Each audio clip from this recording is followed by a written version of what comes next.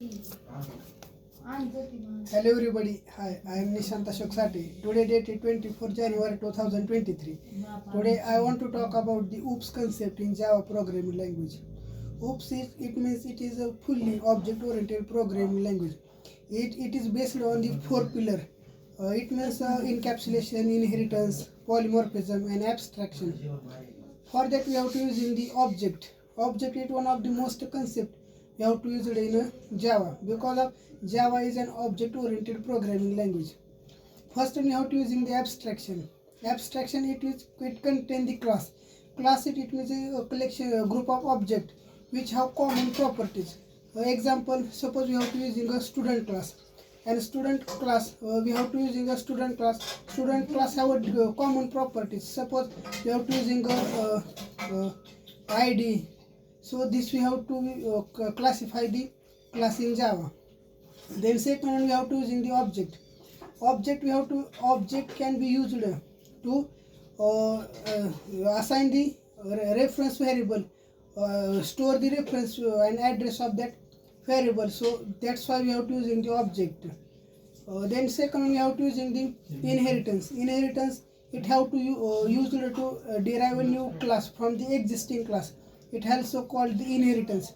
Inheritance it has four types of inheritance: single inheritance, multi-level inheritance, multiple inheritance and hybrid inheritance. In Java, Java does not support the multiple inheritance. Then we have to using the constructor. It also cannot be override in constructor cannot be inherited, and that cannot be override, but in a constructor it also be overloaded. Then we have to using the polymorphism. Polymorphism it means poly means many and more means form. It is have to many forms. So it is a polymorphism. It also used to concept of method overloading, and method overloading also contained in a polymorphism. Then we have to using the abstraction. Abstraction it have to using a final class and a public by default. Access specifier is a public by default since Java updated version.